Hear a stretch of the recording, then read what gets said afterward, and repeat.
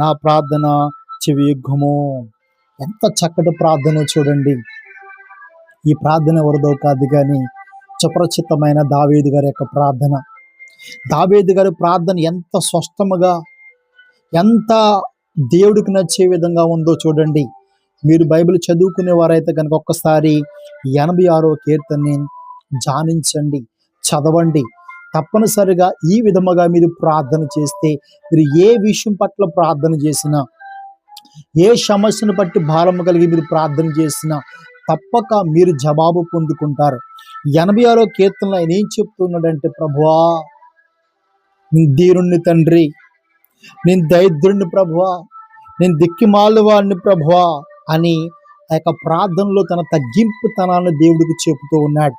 మనలో చాలా మంది కూడా ప్రార్థన చేసేటప్పుడు ఏదో మన తాతగారు మరి ఆస్తి ఉన్నట్టు దేవుని అడుగుతూ ఉంటారండి. నా ప్రియ సంగమ, దేవుడి యొక్క బలము, దేవుడి యొక్క శక్తి, దేవుడు ఎంత గొప్పవాడో మనిషికి అర్థం కావట్లేదండి.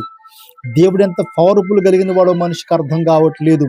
అందుకే సొలొమోను అంటాడు, నువ్వు దేవుని సన్నిధిలోనికి వెళ్ళినప్పుడు అనాలోచనముగా నీవు